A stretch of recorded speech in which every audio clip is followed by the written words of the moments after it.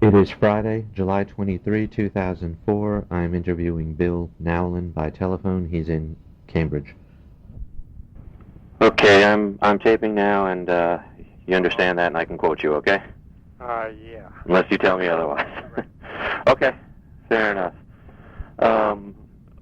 Oh, by the way, just a point of interest. I think I figured out how to generate those lists of releases, those lengthy lists of releases from your search function.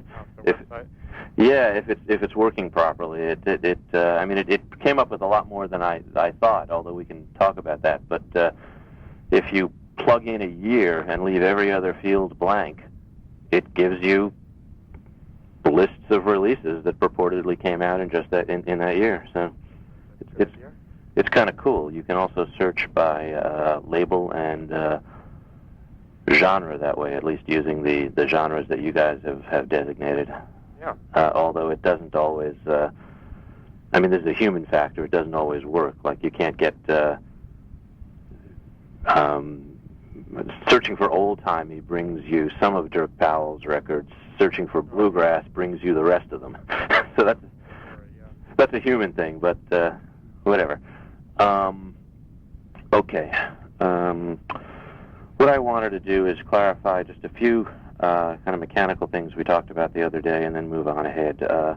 Could you tell me, other than universal and national distribution, could you tell me specifically, and I'm assuming this is a small number if I may be wrong, who are the distributors that you use for non-universal stuff? Well, there's a long list of I see, okay. 40 or so, maybe. Oh, okay. And that's true with the universal stuff, too. It's basically a two-part system. Okay. And we have some things are to go through universal and some things go another route. Right. The ones that go another route, the two primary distributors are Bayside and IDN. IDN, is that an acronym or not an acronym? Yeah, I imagine it stands for something like Independent Distribution. Okay, got it, okay. And what I really want to get at is, what does that mean for the records? How are they affected differently once they're out in the stream of commerce? Let me also say that in each case,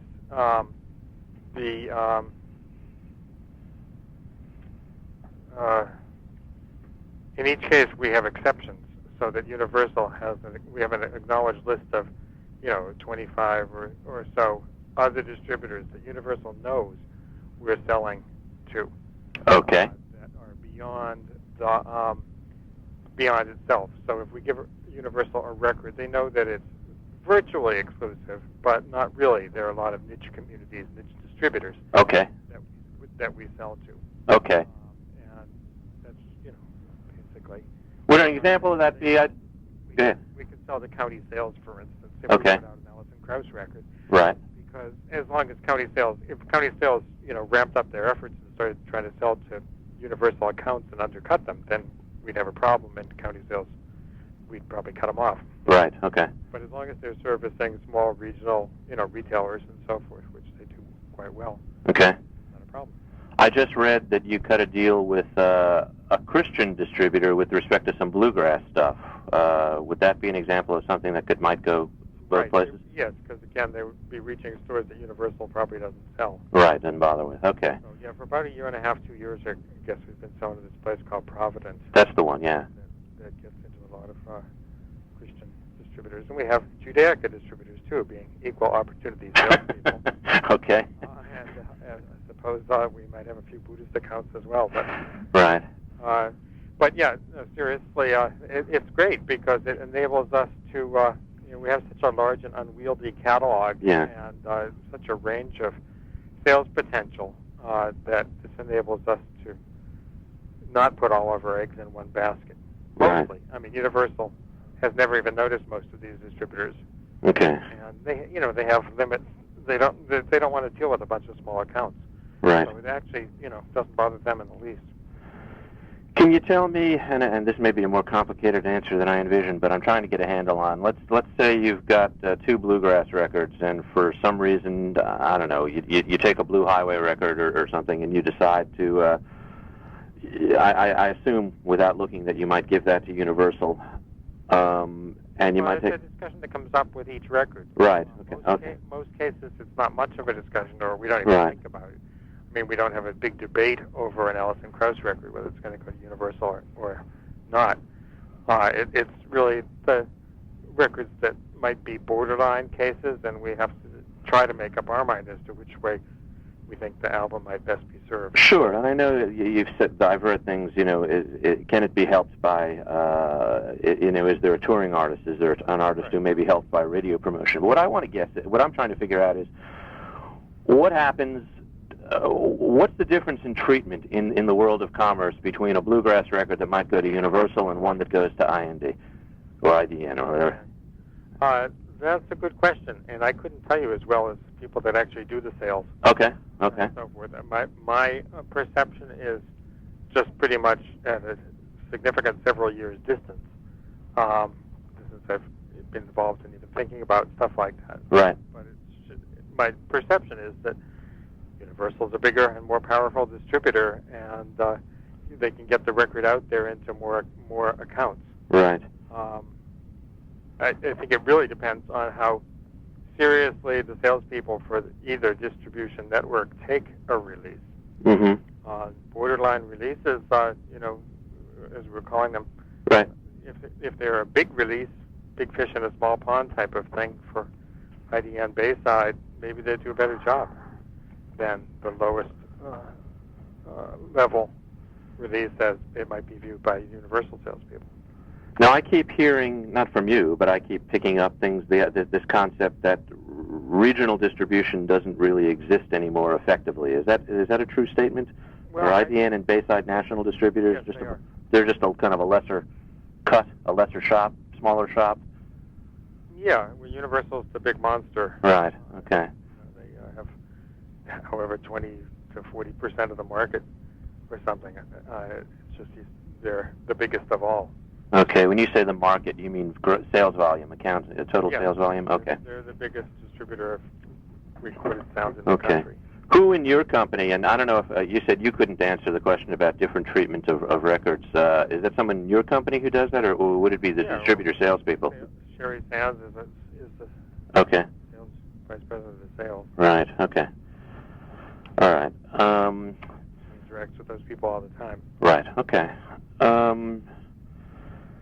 Let me then go on. I'm sure there are some regional distributors.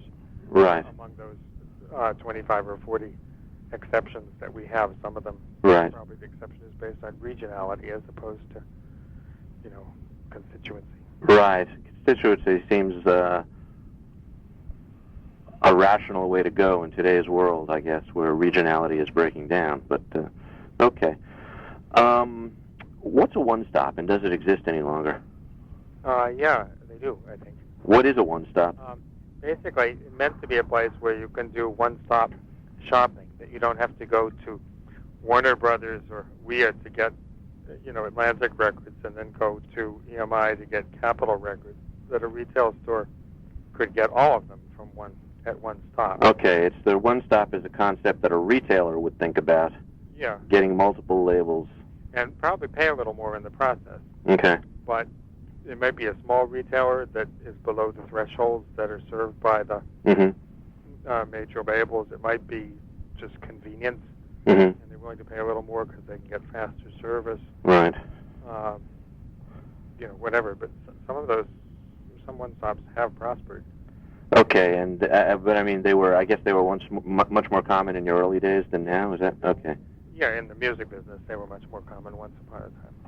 Right. So somebody like Universal they'd sell their product and whatever they contract with, such as you. They're not going to offer Sony and the one-stops. Yeah. Yeah. Okay. A lot of people that pay cash, might buy it from one-stops. Okay. COD and so forth. Okay. Let's go back a little bit to the 1998 agreement you made with Mercury, because there's an aspect of that we didn't discuss. As I understand it, it was in some ways a two-pronged agreement. One, they were going to distribute, at the time, 1,000 or so back catalog items, and then the other component to that was selected promotion for new releases. Is that an accurate characterization? Yeah, and not much has come of that. Okay, that was where I was going to go. We anticipated the idea of possibly joint venturing on certain albums. and for us giving up a couple of, a number of percentage points, and there was a sliding scale in fissions, depending on the intensity of their effort. We might give up 2, 4, 5 percentage points if they would jump in and really work the record hard themselves through their own system. It virtually never happened, and I don't think it's even anything we think about today. Right. Is it even a formal successor to now that you're with Universal after? I don't know if it got excised from the renewed contract or not. I know Billboard had said that the first. I mean, it was interesting in concept because it said the first releases selected for this were Heather Miles, Johnny Adams, and a Bojack release. And I thought that was a great idea if they were actually going to get promotion. Now, I've talked to people about the Heather Miles album who told me that they didn't know what to do with it, and they didn't do anything with it. Yeah. Okay. Okay.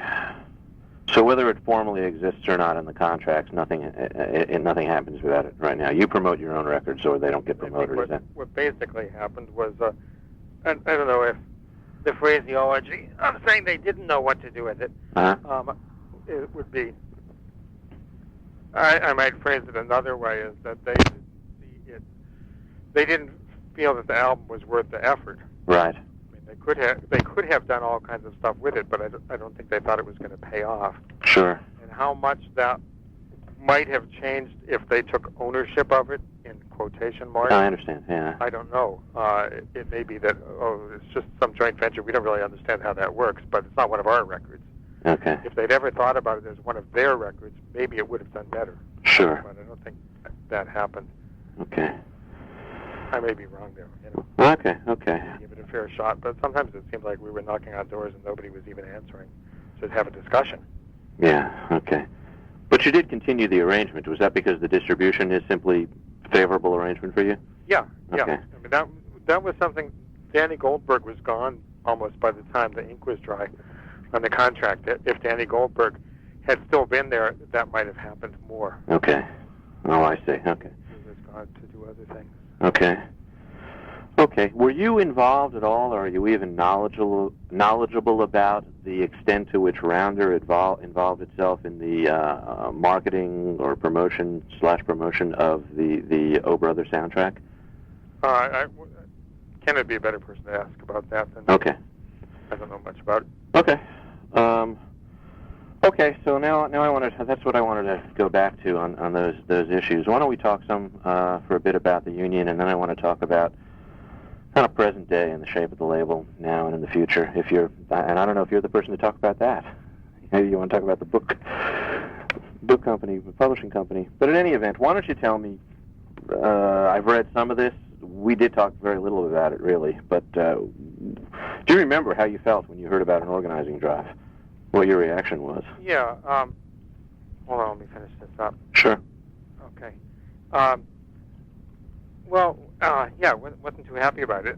Mm-hmm. We weren't too happy about it. It was a long time ago. Yes.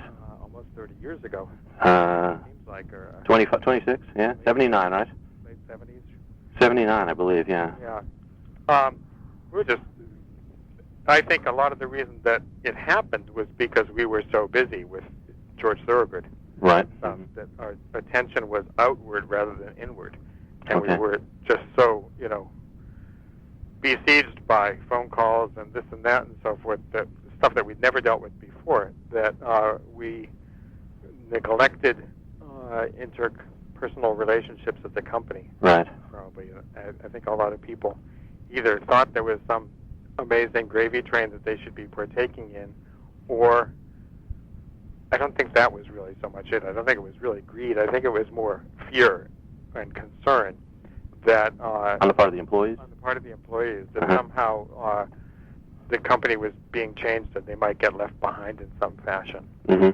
I don't think they were looking for, to say, whoa, this is a way we could make some extra money or something. I think it was more just a concern that, what this more intimate company that we once had was suddenly transforming itself, and geez, am I going to be out of a job? Right. I think job security is probably always one of the most important reasons that unions take hold. Mm-hmm. Concern about just maintaining a job and then the conditions at work and stuff. But we were, I think, kind of offended because everybody likes to look at themselves as innocent. Right. And we thought, geez, here we are, we're trying to work hard. And, what irritation, we're not, trying to screw the employees. What is this all about? Come on, we've got work to do here. Right. And, feeling that we had good motives and had good background in terms of giving raises and stuff like that. In fact, if you were to look at if somebody were to plot a graph that showed the magnitude of wage increases and so forth, you would see that once the union came in, it was severely depressed. Mm-hmm. We were not very good managers, I should say. And I think the kind of raises that we once gave out, we couldn't have maintained that pace. So inevitably, it would have tailed off anyhow. That's what I was wondering. I mean, you went from nothing essentially to something, so you could get 100% increases pretty quickly. Well, yeah, I know, but we were giving people, for instance, we just had to think of a 50-cent a year raise that we were just giving people, and in terms of percentages, that was pretty good. Back sure. when Oh, yeah. we were making $4 or $5 an hour. Right. As starting and so forth as it was, say, almost 30 years ago. Right. When the union came in, it forced us to, we got our backs up to some extent. Right. But it also forced us to look more thoughtfully at what we were doing, since now we were being bound by a contract, and the percentage wage increases dropped and never have gotten back to the percentage pace they were at back then. It became a fight rather than something else. What, in addition to... Us versus them, as opposed to, we're all in this together, sort of. You talked about being offended to a degree and puzzled by the reaction a bit, but what... was that what motivated your opposition, or was your opposition motivated by other feelings, such as, I don't know, control, or, the things people might think of? I don't think we ever thought we were going to lose control. Okay. What motivated your opposition to the union? It's one thing to be offended at something that somebody does. It's another thing to hire hail and door and say, let's oppose this. I think it was what I just said in another fashion. Go ahead. That a group of people there had drawn a line in the sand and said, we're not in this together. Okay. It's us versus you. Okay. And so we saw ourselves as under siege to some extent. And I don't think, we ever thought that they were going to take over the company. We were going to be sitting out on the curb. Right. That wasn't something too likely to happen. But, I think that we thought we had good motives. We thought we were doing, a pretty good job and so forth. And, so we took some offense at the idea that this was even necessary. Right. But then it persisted.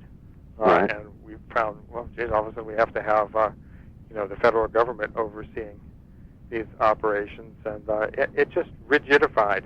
Mm-hmm. The split was probably always there, but we were probably too naive to realize it. Just in our own world, thinking, we're doing a good job. This is a great effort. We're this mission that we're on. I mean, we really believed in that, and I still do. To some extent, that there is some kind of a sense of mission there, and that sort of all this other stuff is less important. Right.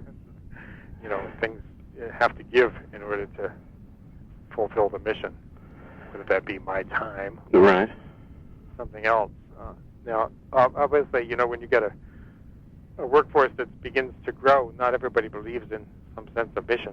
Right. Or people get confused because some form of rhetoric or proclamation that we may have made at one point that would evolve over time was, things were brought back that we had said several years earlier, about being a living and working collective. Well, it clearly hadn't been the case for years. Right. But all of a sudden people were saying, whoa, look what you once said. Mm-hmm. Well, was that the case 2 weeks ago, or was that the case the day you started the union campaign? Mm-hmm. No, that's been 5 years since anything remotely resembling that had occurred, but we never issued like a corrective statement or something, Right. Sorry, we changed, all previous statements, Right.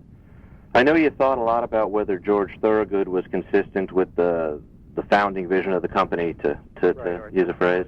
I know you thought a lot about whether, maybe to a less degree, but I know you thought somewhat about whether singer-songwriters were consistent with that founding vision. Did you ever stop and think, did you ever reflect upon your union opposition in the context of that founding vision and your collectivism and the Aunt Molly Jackson records and things like that? Did you ever see a contradiction, or just simply worry about how it would be perceived? Sure. Okay. It's kind of an obvious one. Yeah. I think to some extent we didn't want to look at it because, again, it was inconvenient and we had other things that we had to do. I mean, you've seen some of our work ethic, resist it and so forth, but it used to be much more extreme. It's been described to me. It truly was. First your eyes you would enter consciousness after having woken up in the morning, and it was just work until you fell asleep at night. Right. With no room for significant others or anything. I mean, I didn't even go to baseball games that much back then. It was just a steamroller, a snowball out of control going down the hill, and it was carrying us with it. And it was almost as though we didn't have time for other things. Right. And part of the price we paid was the unionization that we would then look at. And the people that were unionizing didn't hesitate, as I just mentioned before, to remind us of some of our earlier rhetoric and to say, hey, there's kind of a contradiction here. Can't you going out with Hazel Dickens, and she's a union organizer. She stands for all of these things, so why are you opposing us? Well, I'll ask you that question. We're just trying to do the same thing. Yeah. And that's a good question. Okay. Just interestingly, we found after a certain period of time that within this, it was the SEIU. Yeah. Within SEIU, there was a union campaign within the organization. I don't know if that still exists. Right. But within SIU, there are management and there are unionized workers. Okay. Unionized workers to maintain whatever their negotiations are with the management of SEIU. I understand. Okay. So it was kind of it seemed like maybe this is just a cascading effect here that always is inherent in the case. Are you telling me, and I'm putting words in your mouth here, but I want to understand. If I'm wrong, I'm wrong. I mean, are you telling me that you were coming to the realization that unions, the whole union deal, was not necessarily what it was cracked up to be any longer in late 20th century America? A conclusion some have reached. To some extent, yeah. I think that we looked at the situation, and I'm not saying we took out several hours to sit down and talk about this. Okay. We never did. Okay. But I'd say there was some discomfort with hypocrisy there. Are we being hypocritical by putting out an album of union songs while trying to defend ourselves against a unionization campaign? What's the answer? Once it came in to try to... Well, once it came in, then I think you're just sort of naturally forced into the position of trying to negotiate. I doubt there are too many places where management offers a union more than they asked for across the board. Right. The union comes in with its set of demands, and the management comes back and says, "I'll raise you 3 across the board on everything. I want to give you more vacation days than you're asking for." I think it sets up a dynamic, an oppositional dynamic, that pushes people in opposite directions, and then they have to try to come together and come to an agreement. So I think that inherently in the process, once it happened, we were stuck with a situation. I understand. That we had to play our role in, so to speak. Mm-hmm. But it became instinctive after a while because we were just in that role. I even had one of the original leaders of the union, Carol Evans, when she left our employee after several years. She said, "Listen, can I have lunch with you today?" And I said, "Yeah, okay, sure." She said, "Listen, you brought this union thing on yourselves to some extent because you're too much like the people that are working here. You're now, of course, there's more of an age disparity than there was back then. But she said, the way you dress, the way you talk to people, you're too friendly." She said, "I'm telling you this as the head of the union, but you confuse people here, and you should be more distant. Don't be so friendly. Try to, hold yourself apart because it just confuses the situation too much, and you probably get yourself in worse trouble than you intend to. That was kind of I'm not articulating it the way she said it, but it was kind of interesting because we were still, despite it all, trying to, pal around with people and so forth. And I did joke occasionally about how, maybe the day that the election first happened, we should rent a limousine and we should all pull up and all three of us get out, in tuxedos smoking cigars and have a valet there to let us into the building and so forth, because that wasn't really the way it was. So I saw some humor in that. I think that probably all of us, to one extent or another, felt hypocritical, but circumstances just made this happen. I mean, once the campaign began, there wasn't really any way around it. You didn't feel you could just say, go unionize? Well, no, because at that first point we were angry. We were offended and angry, and had no idea. I mean, we'd never done this before or had this happen to us before. It was like a slap in the face, kind of, and I think we had that kind of instinctive defensive reaction. Right. As I say, at a distance, I can kind of say, well, gee, maybe the unionization was a good thing. It depressed wages. The union becomes a police force of its own that helps control the workforce, because they're telling people, oh, don't do this, don't rock the boat, because we need to have confidence when it comes to negotiating time and so forth. And, in a sense, the union probably did us favors, both in terms of wage and in terms of structure in the workplace and so forth. That probably most union people wouldn't want to hear that because it sounds antithetical. But, there is a trade-off. There certainly is rationality in terms of hiring and firing that arguably might not have existed, where one could capriciously just toss somebody out. Had never happened, but it could have, when there was no protection. So, the kind of form of job security, a predictable way of getting raises or bonuses, as opposed to just, somebody curries friendship and they get rewarded, whatever. Right. So there's that. In terms of, putting out union records, that sole part of it I didn't worry too much about. I mean, there weren't any. Just because we put out a record of something doesn't necessarily mean we endorse it. Though we did. Oh, you endorsed it? Come on. Yeah.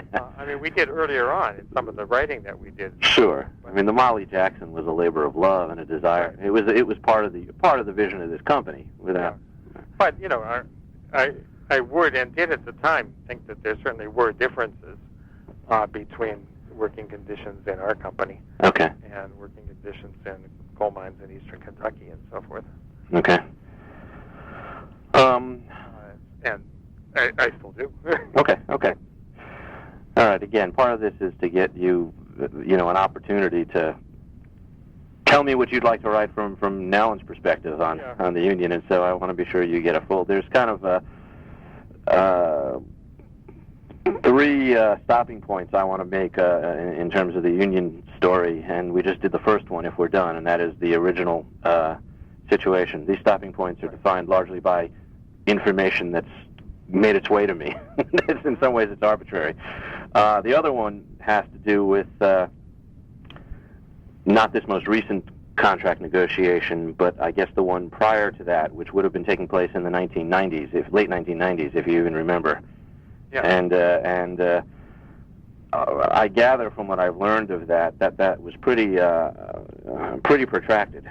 Went on for. Well, sometimes they seem to go on. This last one went on for like a year. I think it was like a year past. Okay. I don't know why. Sometimes it seems to take. Well, I think I know part of the reason this time was because they just didn't like the fact that the economy is at a 1% rate or whatever, and they were hoping for raises that were much more than that. It was hard to just get used to the idea that I see. Okay. Different, and there was really no reason to rush. because when we get into that situation, the old formula supply, in other words, they don't suddenly lose their job security because we haven't worked out the deal. So they're still protected. Right. There's no real push or rush. Right. That's required there. In the late 90s, you said? Yeah, let me tell you, I am looking at right now a press release that someone passed to me. It was issued by the union, and obviously it's one-sided. I know that. Again, I'm sort of drawing on what I have to try and draw you out about the union, basically. Yeah. The headline on this press release is dated October 13th, 1997 for immediate release. The headline is 16 months in sandbagged. You like that? Rounder sounds like the name of an album, I think. 16 months in sandbagged. Rounder employees stalled at the negotiation table.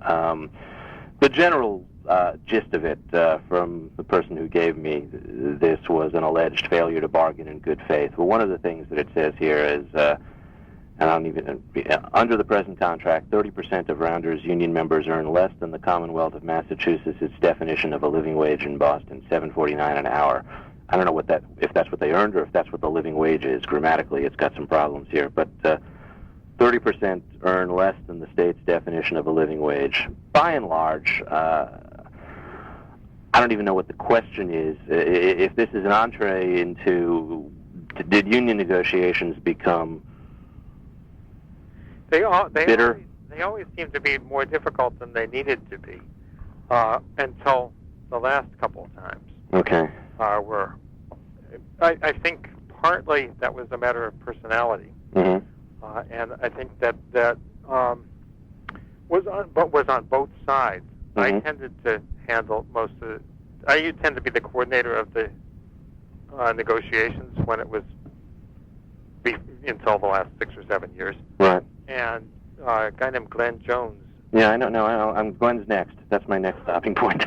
He tended to be the leader on the other side, and he's a hardworking guy. He has broad knowledge of the music. Loved all the kind of music we did, but he was a firebrand, I guess. Uh-huh. I can't say that he was. I wouldn't try to characterize him as unfair or irrational or anything like that, but he was fervent, to probably beyond the point that it was constructive. Same thing on my side. I would just get, irritated. I think what has happened since that time is that you think after you'd been through 3 or 4 negotiations, which you'd already been through by this time in the late 90s, that things would be, what else is there to talk about? Right. You've got a pattern that's going. The pattern is, that we have an agreement that covers cost of living automatically. We have an adjustment. We've had it for several contracts in a row now, 4 or 5 contracts in a row. So that people are always protected against cost of living increases. And then one negotiates a raise on top of that. So you figure, things aren't going to get any worse. The question is how much better they get. And then you've got a pattern. It might have been 4% one year and 3% another year and 5% another year. But there's kind of a range that goes in there. But so, we would enter these negotiations. I can remember one probably around that time, because that's about the time I dropped out and let John Veront and other people take over to try to smooth things out. Maybe be more professional. Maybe it was suggested that maybe negotiating directly with the owner of the company wasn't a good thing, that we should build in another layer there. Probably true. Which it probably is true, yes. Yeah. And once I was willing to let go, it was a great relief, because I didn't have to do it anymore. Right. We'd have 20 or 30 night sessions, stuff like that. Yeah. Downtown Boston at federal mediation. I would be saying, what is there to argue about? You're coming in asking for 38% raises. That's unreasonable. You've had 4 contracts in a row, and the average contract is 3.5%. Why would you all of a sudden expect more than 3.5% or, say, 6%? but then they would come in outraged and say, it has to be 38% or whatever. And we have to have 2 extra weeks of vacation, and all of these other things. And it was just like, it seemed to be unreasonable approach coming from still. Glenn was the original organizer, and I think he kind of never got out of the mindset that there was some major injustice in the way the whole thing was structured, right? And that he had to kind of try to get back to basics each time and kind of approach. It's almost like all the work that we'd done before gets thrown out the window. Let me focus. It never was going to happen. Go ahead. Mm-hmm. In the end, it never was going to happen. Right. No federal mediator is going to come in and say, well, geez, I really think you should give these guys a 38% raise. Sure. Mm-hmm. The federal mediator goes in and says, what'd you do last time? What'd you do after that? And at the end of it, we'd end up back where we were. Do you want to comment on it's one of in this release, it's one of the, it's presented as one of the lead-off things here. I don't know if you'll remember the specific figures. I'm sure you won't, but 30% of Rounders union members earn less than the state's definition of a living wage. What's your take on your wages in general? I mean, does that sound like it could be true? Does it sound like there's room for improvement? Do you think about those things? Do you compare yourself to what's needed in the state or other record companies or other? I couldn't tell you now. Right. Very early on, we in the very first couple of things, we called up all of the other record companies and distributors that were of our sort and polled them and found that we were actually significantly better than most of them, even though we were low. And we'd always known that the music business was kind of low. Okay.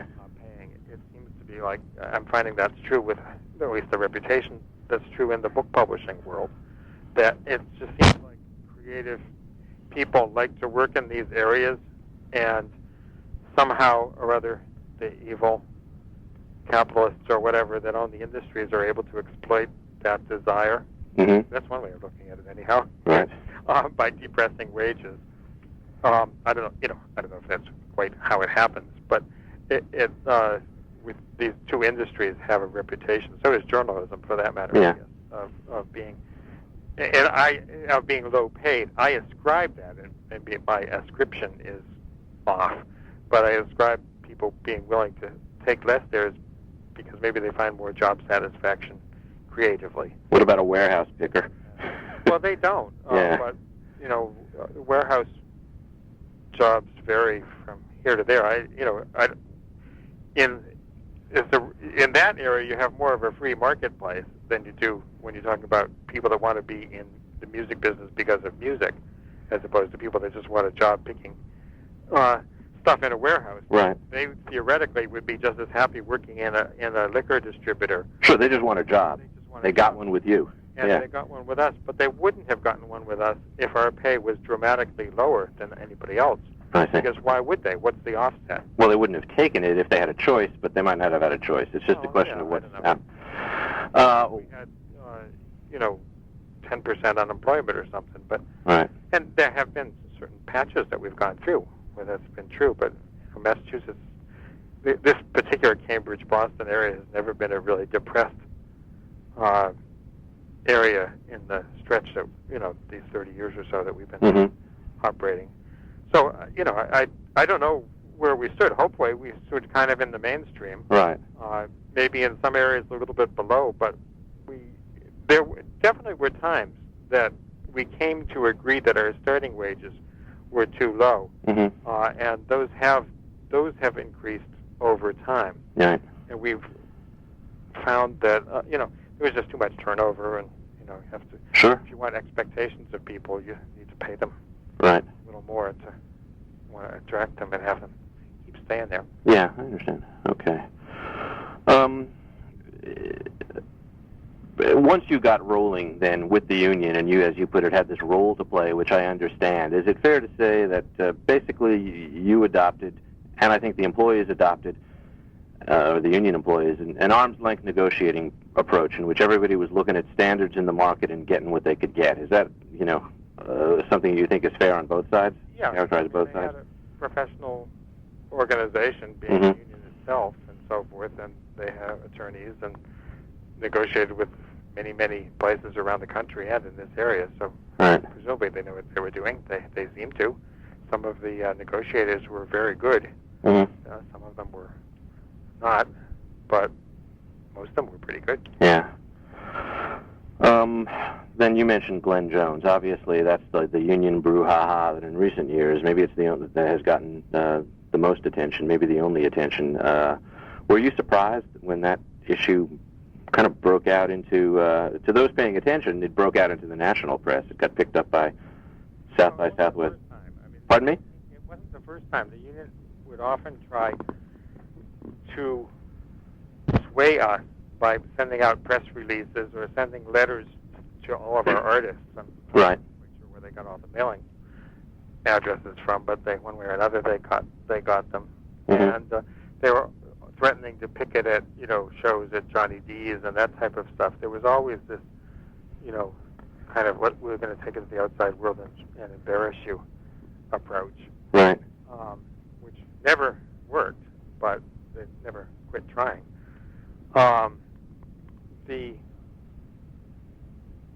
When Glenn Jones got fired at one point here, and No, I know that. I a bunch of negative press. that's what I'm talking about. I read the press. I talked to Glenn. I've talked to Glenn, and I read the press. So I know the story, at least to the extent that Glenn could tell it. Right. I know the settlement was confidential, and he did not reveal that to me. Right. But up to that point, I kind of talked to him as to what was Did you going. ever see the list of errors that I found in the catalog? I did not see the list. No, it was.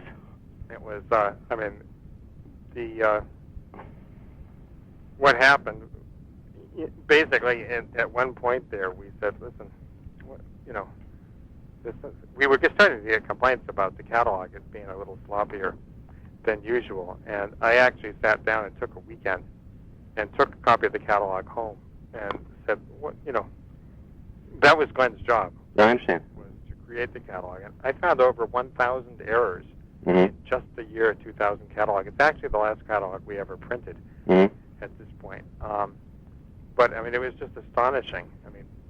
Moroccan music being described as music from the Middle East, Mm-hmm. and he knew better, Mhm. But he obviously, in my mind, I can't say why he made all these mistakes, but my guess is he probably just wasn't paying that much attention.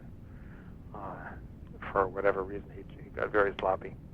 What was cited officially, I gather, was one error in the catalog on the 3 latenesses and abuse of company email, which Glenn claims was trying to organize a letter regarding Paul Foley's conduct. Well, actually, he seemed to complain a lot about Paul's. Yes. About Sherry Sands, Yes. saying she was unfit to be. I'm not sure why it was his business, but Mm-hmm. that she was unqualified was the word he used. Uh-huh. To be that Paul had promoted, quote, his unqualified girlfriend to a VP position. Right. Mm-hmm. Okay, I'll bring it back to you. He apparently didn't do any research to find out about the 28 years of experience that she had as in sales and marketing for Polygram and so forth. I don't want to go. The press was the press that reached me, and I think I was actively looking for it. The press that reached me was sympathetic to Glenn because it was music industry press. It was Dave Marsh. It was the Boston Phoenix. It was some guy named John Conquest down here in Austin who puts out a little fanzine, I guess it is. It probably doesn't extend anywhere beyond Austin. It made it sound like he was fired because he had offended this suit that you brought in and because he was the shop steward. I think that's a characterization not necessarily of the truth, but of the press. Right. Did that bother you at all? Did you guys were you guys concerned about the image of firing the union shop steward? Yeah, in that it, firing anybody is a pretty rare experience here. Mm-hmm. Most people just sort of leave after a certain point. There's probably only fingers of one hand or something. There's a relatively small number of people that were truly fired that unless they were within their probation period and just weren't cutting it, that sort of thing. obviously, if somebody is a long-term or even a short-term shop steward, it raises all kinds of problems. I mean, you could have federal investigation. Right. And it produced a typical, I use a word that sounds like a conservative code word, but a knee-jerk reaction among certain people who already, I mean, I tried to engage in dialogue with some of those people, like Dave Marsh and so forth, and I just got, comments back against it. I don't care or hear. Right. I don't care to hear anything you have to say. My father was a union member. Right. Okay. Like, okay, but the truth doesn't matter. Okay. Basically, no. Okay. But sure. I mean, there were several. I wasn't at many of them, but there were several meetings. I was at some of them, saying, do we dare do something like this? Is this, are we going to get ourselves in a lot of trouble here? Is this in advance of the firing, or? Yeah. Were you involved were you there in advance of the firing and deciding to do it? Was I there? I mean, were you? I was aware of it. Yes. Aware of it in advance, or was it something that Foley went and did? Okay. No, not at all. Okay. Definitely, we'd have probably had 4 or 5 meetings that Ken Marion and myself all participated in. Okay. Paul was probably, he didn't quite recuse himself, but given that some of this was an attack on him personally, right? It wasn't really. We weren't going to let him be the one to make the decision. Sure. Okay. It was more John Verant and then the 3 of us. Okay. Talking about it, but there were these times. I don't know. I can't remember. The thing I remember, because I worked on it that whole weekend, was all these errors. I remember there was some stuff about email, like you mentioned, and definitely some, taking time off and billing it to the company type of stuff. But the thing that was most persuasive to me, and I remember when I came back after that weekend and emailed to everybody and said, listen, this is, 1,300 errors is the figure I recall in a document that's, only a few hundred pages long. I mean, an average page has 3 or 4 errors on it. And it's like, this is the only thing we paid this guy for, is to create this catalog for us, and it's just filled with all these errors. I mean, Alison Krauss was left out, for instance. One of the Alison Krauss albums. One of her albums, okay. I mean, just really, not of the numerical list, but in one of the categories. Okay. I mean, it's just astonishing.